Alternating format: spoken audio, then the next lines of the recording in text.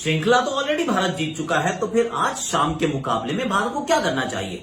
क्या ईशान किशन और आवेश खान, यूजी चहल, ऋतुराज इन सबको खिला देना चाहिए, या फिर मतलब बिना बदलाव के उतर के पहले बैटिंग कर लेनी चाहिए ताकि गीली गेंद से बॉलिंग करने का थोड़ा सा अभ्यास हो जाए? How do you challenge yourself in a dead rubber? That's the first question और the most important question that we'll try to answer. और दूसरी तरफ ऐसे हम भी श्रृंखला जीत गए, पाकिस्तान भी श्रृंखला जीत गया, बांग्लादेश को कर दिया गया नेस्तनाबूद उन्हीं के मैदान पर, उन्हीं की सरजमी पर। 2 T20 जीत चुके हैं, यानी कि उनका भी जब तीसरा मुकाबला होगा वो होगा डेड रबर। गेंदबाजों की रही है ये श्रृंखला एज फार एज पाकिस्तान बनाम बांग्लादेश इज कंसर्न्ड। फखर जमान ने दूसरे मुकाबले में भी अच्छी की बल्लेबाजी, रन तो पहले मैच ही बनाए। तो मेरा आपके लिए आज का जो ट्रिविया है वो ये है कि वो कौन सा ऐसा बल्लेबाज है जिसने सबसे तेज 2500 T20 रन बनाए? 2500 रन का landmark in T20 international cricket, सबसे तेज दौड़ के वहां कौन पहुंचा है? क्या आप उनको जानते हैं? I think you do. Mutual fund सही है, प्रेजेंस आकाशवाणी। म्यूचुअल फंड सही है प्रेजेंस हैशटैग आकाशवाणी में आप सभी का स्वागत है। और सबसे पहले भारत के मुकाबले की बात करते हैं, जिसका आज शाम को मतलब ईडन गार्डन्स का मैदान होगा। एक बार फिर बहुत सारी ड्यू होगी और इस ओस का अफसोस दोनों टीम को बराबर होगा, क्योंकि मतलब ईस्ट साइड में जब आप रांची में खेलते हैं, जब आप कोलकाता में खेलते हैं, तो 5:30 बजे के बाद वो ड्यू आनी शुरू हो जाती है और उसके बाद दोनों इनिंग्स में गेंद जो गीली रहती है। भारत को क्या करना चाहिए? क्या भारत को जो खिलाड़ी नहीं खेले, ईशान किशन नहीं खेले, ऋतुराज नहीं खेले, आवेश नहीं खेले, चहल नहीं खेले, इन सबको खिला देना चाहिए? केएल राहुल को बाहर बिठाओ, पंत को बाहर बिठाओ, रविचंद्रन अश्विन को बाहर बिठाओ, मे भी भुवनेश्वर कुमार या दीपक चाहर में से किसी एक को बाहर बिठाओ, तो चलो ये हम सबको ट्राई कर रहे हैं। क्या वो सही रणनीति है, या फिर आप अपने चैलेंजेस को चेंज कर लें? See I have got an issue with making so many changes. I tell you why. क्योंकि जिसको आपने यहाँ पे मौका दिया, जैसे आपने वेंकटेश अय्यर को दिया, अब टोटल 10-11 बॉलें खेलने का उनको मौका मिला है, ओवर आपने उनसे एक भी नहीं करवाया। तो हालांकि वो तीनों के तीनों मुकाबले खेल रहे हैं, मतलब पहले 2 मुकाबले में तो उनको ऐसा कोई काम ही नहीं मिला है, रोल ही नहीं मिला है। अब ऐसे में आप किसी और को खिला लो और फिर उनको मौका और दे दो, तो फिर कहां जाओगे? तो मेरी समस्या ये कि एक मैच में किसी को मौका देने से ना ये दुनिया नहीं बदलती है। और अगला जो T20 है भारत खेलेगा, साउथ अफ्रीका के खिलाफ जनवरी एंड में खेलेगा। तो जो यहाँ पर खेलेगा आखिरी मैच, जो एक मैच खेलने को मिलेगा, वो कुछ भी कर ले यार, ऋतुराज गायकवाड़ ओपन कर ले और बना दे 80 रन, तो क्या अगली बार आप उनको खिलाओगे? जी नहीं। तब फिर आप राहुल और रोहित के पास ही जाने वाले हो।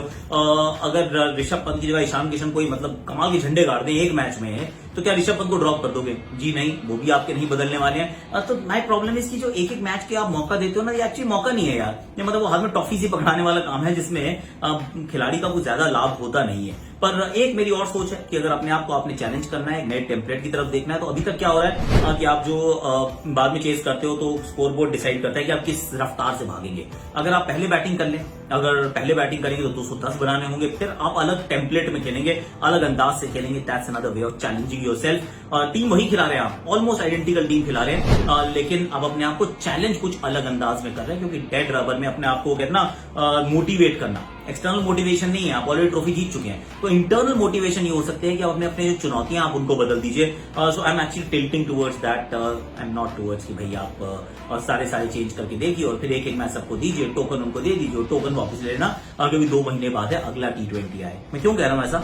नीतीश राणा और चेतन साकरिया को 6 महीने पहले आपने खिलाया था, अब आपको याद ही नहीं है वो कहां है। और उनकी छोड़ो, राहुल चहर को आपने अभी 2 हफ्ते पहले खिलाया था, आपको वो भी याद नहीं है कहां पे है। वरुण चक्रवर्ती आपको याद नहीं है, तो फिर जो एक मैच यहाँ पे खिलाओगे तो इनको भी तो जल्दी भूल जाओगे। That's my only concern.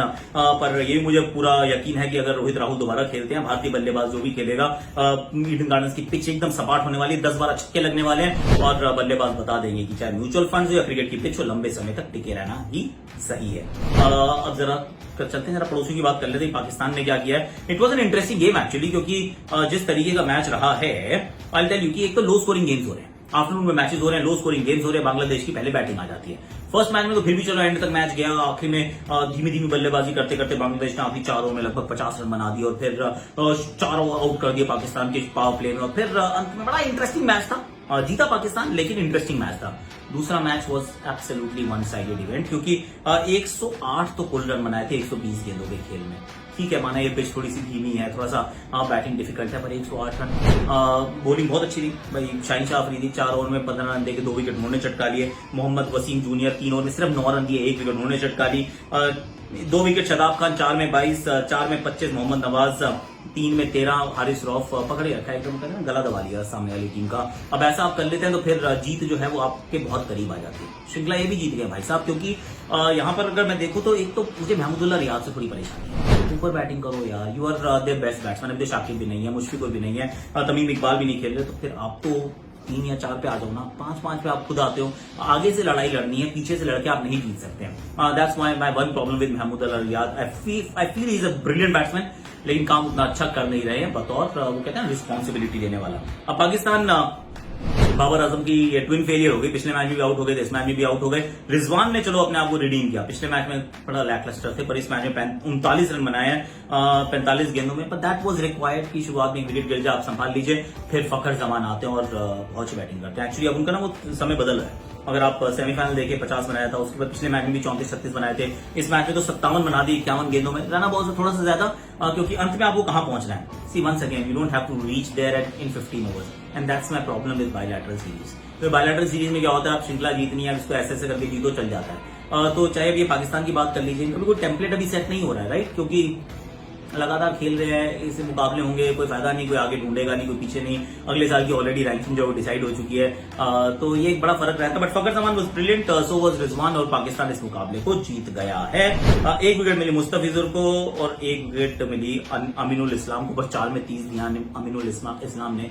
110 run आप बचा रहे थे, 30 तो आपने खा लिए। एनी हाउ, तो ये मुकाबला वहां समाप्त हुआ। अब आज शाम के मुकाबले में देखिए, मुझे तो अभी भी उम्मीद यही है कि भारतीय टीम इस मुकाबले को जीत जाएगी। न्यूजीलैंड लड़ाई झगड़ा जरूर करेगी, but then I am going with team India to win the game tonight. और पाकिस्तान लास्ट मैच हो सकता है वो भी जीत जाए आराम से, 3-0 से। भारत भी जीत जाए न्यूजीलैंड के सामने, पाकिस्तान भी जीत जाए बांग्लादेश के सामने, maybe that's what is going to happen. पर एक अच्छी बात हो रही है, बांग्लादेश में दोपहर के मैचेस होते हैं, इसलिए ड्यू नहीं आती। हमारे यहाँ ड्यू होता है, that is a bit of a problem. अब जो मैंने आपसे ट्रिविया पूछा था, उसका जवाब देता जाता हूँ। Who is the fastest to reach 2500 run in T20 internationals?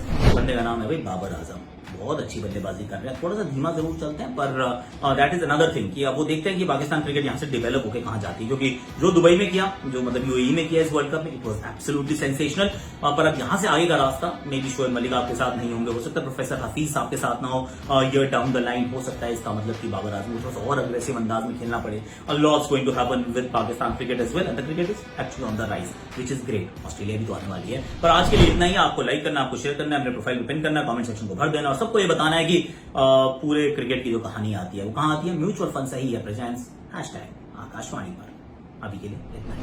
पैरों में जूते नहीं है, विकेट पे बेल नहीं है, इस खिलाड़ी का कोई मेल नहीं है। फ्लो देखिए इसका, बैट स्पीड, नीचे से बैट पकड़ते और घुमा के मारते हैं।